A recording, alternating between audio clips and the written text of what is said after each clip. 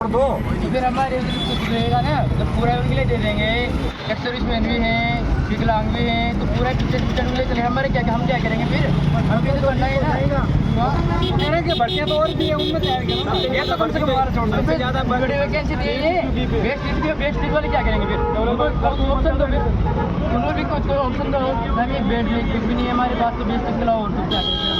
BST आपने मैंने BSc की है, 2 साल से मैं जयपुर रह के तैयारी कर रहा हूँ। मेरे महीने के 6,000 रुपये लग रहे हैं। पहले से महिलाओं को 33% आरक्षण था, इन्होंने बिना किसी फीडबैक के 50% आरक्षण कर दिया। हम कहाँ जाएंगे? अब 30,000 की पोस्ट आएंगी तो 15,000 तो वैसे इनके लिए जोड़ जाएंगी। फिर जनरल में आएंगी, एक्स-सर्विसमैन है, खेल कोटा है, हमारी कितनी बात रहेंगी? 4-5 सीटें बात है, उसमें एक्स-ईडब्ल्यू है, जनरल, SC, हम कहाँ जाएंगे? बीएससी लड़कों का एडमिशन कर दो। फिर ताना सही है, बहुत ज़्यादा ताना सही है, धरना दे रहे हैं, हमें परमिशन नहीं मिल रही। कितनी टाइम जब ताना सही चलेगी? बोलिए आने वाले में 5 सीटें भी नहीं आएंगी इनकी बीजेपी में। अगर आ जाए तो 5 सीटों पर तो उपचुनाव है, एक भी नहीं आएगी। और आने वाले 5 साल बाद है ना, इनको पता चलेगा ये मनमानी कर रहे हैं, ये मनमानी कर रहे इतनी भयंकर तरीके से यार। ये तो थोड़े दिन बाद में ये करेंगे कि बीएसटी सिर्फ लड़कियों के लिए है, लड़के सरकारी कह रहे घर पे जाके। इतनी भयंकर तानाशाही थोड़ी चलेगी। अब अनशन शुरू करेंगे, साले हम रोड पे लेटेंगे, ट्रेनें बंद होगी, तब पता लगेगा इनको क्या होगा फिर। अब रास्ता तो कोई सरकार तो सोच ही नहीं रही, इस पर विचार ही नहीं कर रही हो। तो ठीक है, फैसला हो गया, अच्छा है। और उल्टे वो महिलाओं को बुला के स्वागत और करवा रहे। इसका परिणाम 5 उपचुनाव सीटों पे सबसे पहले तो वही मिलेगा। सबसे पहला जवाब तो वही है। युवाओं की आवाज़ को दबा रही है ना सरकार, तो इसको पता लग जाएगी। 5 उपचुनाव में एक भी सीट इनको मिल जाए ना, तो युवा वहाँ जाके विरोध करेगा इनको पुरजोर तरीके से। ये युवाओं को दबाना चाहती है, उनकी आवाज़ ही नहीं, उनको आंदोलन ही नहीं करने देना चाहती। ये कैसी सरकार है? आपको किसी और भर्ती में आपको आरक्षण दे दे तो फिर आप स्वागत करोगे? सर आरक्षण एसटीसी हमारा उद्देश्य था कि हम एक टीचर बने। एक गुणवत्ता की बात करते हैं ना कि एक टीचर अच्छी गुणवत्ता, बच्चे तैयार होंगे, महिला 4 में वो टीचर बनेगी ना, तो हालत देखना क्या होगी। स्कूलें बंद हो जाएंगी सर। ये सरकारी -4 में वो पिछली सरकार में होता नहीं, -4 में टीचर बन गई रोज, तो एक दस्तक गिनती नहीं आती, वो हालत हो जाएगी सर। बीएससी वालों के साथ ये हक मार रहे हैं उनका सबसे ज़्यादा तो गुणवत्ता में कमी आएगी शिक्षक भर्ती में। और दूसरी बात ये है कि मतलब ये 50% होकर के सबसे ज़्यादा सारा रात है युवाओं के लिए, जो मात्र BSTC के लिए ही पढ़ने वाले, और सबसे ज़्यादा रोजगार BSTC देती है। भारत राजस्थान सरकार जो सरकारी नौकरी देती है उसका कम से कम 40% BSTC के थ्रू बढ़ा जाता है। अगर उसी में अगर वैकेंसी कमी हो जाएगी युवाओं के, तो फिर युवा क्या करेगा? मेरी समझ में ये नहीं आता। हम भी 10 साल से युवा मतलब भाजपा को सपोर्ट कर रहे हैं। इस तरह सपोर्ट करने का मतलब तो अपने पैरों पे कुल्हाड़ी मारना है। और बेरोजगार युवा मतलब आत्मदाह के अलावा कोई ऑप्शन नहीं छोड़ा इन्होंने, ना धरना प्रदर्शन कर रहे हैं। ये कहना क्या अक्षर करना क्या चाहते हैं, इसका मंशा क्या है, ये स्पष्ट रूप से क्यों नहीं कहते कि हमने ये यूज किया है? ये तो एक बार मतलब सार्वजनिक विपक्ष भी नहीं बोल रहा है, जबकि कोई नहीं बोल रहा है, लेकिन बोलना पड़ेगा। अगर नहीं बोलोगे विपक्ष या तो उनको भी सामना करना पड़ेगा कहीं ना कहीं। और इनको देखिए आने वाले 5 उपचुनाव में इनको पता पड़ जाएगा। अगर इनकी 20% सीट मतलब 20% इनका वोट शेयर ना गिरे, तो अगर चैलेंज करता हूँ मैं इनको, अगर 20% ये कम ना लाए अपनी मतलब बड़ा साफ होगा। लेकिन कांग्रेस क्यों आपके मुद्दे को नहीं बना रही? कांग्रेस के लिए तो मतलब वो भी वोट बैंक का, उनका भी वोट बैंक है कि सद रही है तो सदने दो, मतलब वो कर रहे हैं, तो उनके लिए तो अच्छा है कि 2 ही पार्टियां हैं। चक्कर तो ये है ना, तीसरी पार्टी होती तो ये भी विरोध करते। 2 पार्टियां, एक बार तुम ले लो, एक बार हम ले लो। ये तो लड्डू खाने की कोशिश करते हैं, एक बार तुमने लड्डू खा लिया, एक बार हमने लड्डू खा लिया, बात खत्म। इनके लिए तो पता है कि भाजपा का विरोध करोगे तो कांग्रेस में आएंगे, अगर कांग्रेस का विरोध करोगे तो भाजपा में जाएंगे। यही इनका उद्देश्य है और कोई नहीं। सर मैं आपसे आपके चैनल के माध्यम से इतने प्रदर्शन हो चुके हैं, लेकिन देखा जा रहा है कि उग्रता जरूर है, गुस्सा जरूर है, लेकिन सरकार के बीच कोई वार्ता को कोई समझने को लेकर किसी तरह कोई चर्चा ही नहीं हो रही। सरकार तो वैसे ताना सही है ना, बेरोजगार अनुमति नहीं दे रही, तो अनुमति नहीं दे रही। ऑलरेडी पुलिस यहाँ लगी हुई है। हमारे घर की जिम्मेदारी समझौता लड़कियों की होती है, लड़कियों को क्या होती है, लड़कियों को वैसे ही मेरिट कम जाती है।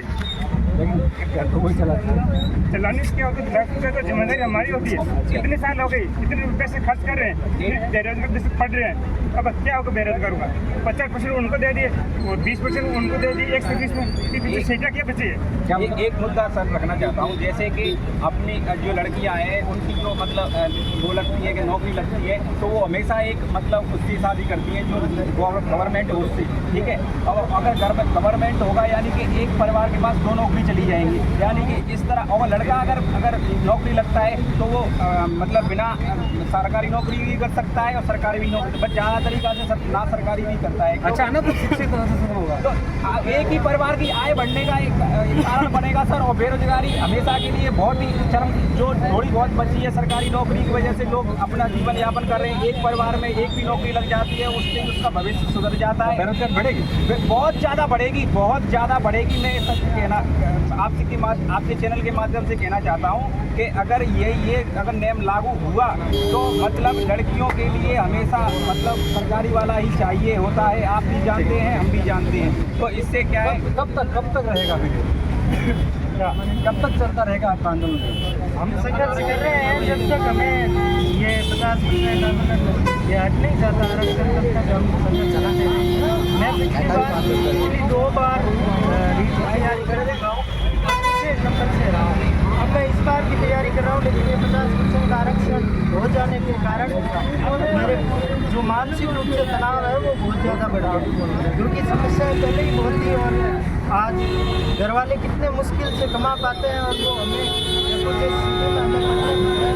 खर्चा लगता है। और आज सरकार के लोग ऐसे बैठे ऐसे ही फैसले ले लेते हैं, जिसके कारण जो लड़के हैं वो और ज़्यादा बेरोजगार होते जाएंगे। क्योंकि BSTC है वो अगर 25,000 सीट निकलती है तो उसमें से 50% से ज़्यादा लड़के ही होते हैं जो BSTC करते हैं। फिर ये सारे बेरोजगार कहाँ जाएंगे और हमारे पास और ऑप्शन क्या रहेगा? BSTC करने के बाद नहीं सर, ओनली लेवल फर्स्ट फिर मैं हमारे पास BEd बनने के बाद एक हमें सीमित कोटा दे दिया गया है कि BSTC कर सकते हैं हम, और BSTC हमें केवल यही मौका मिल पाता है, और जिसमें सीमित सीटें आती है उसमें हमारा सिलेक्शन हो पाता है। बड़े मुश्किल से हम गरीब परिवार के बालक हैं, हम बहुत ही ज़्यादा मानसिक रूप से प्रताड़ित हो रहे हैं। जब से ये नियम आए हैं, ये सरकार युवाओं के साथ में बहुत ही हित कर रही है, कुठारघात करने का कार्य कर रही है, और हम मानसिक रूप से प्रताड़ित हो रहे हैं।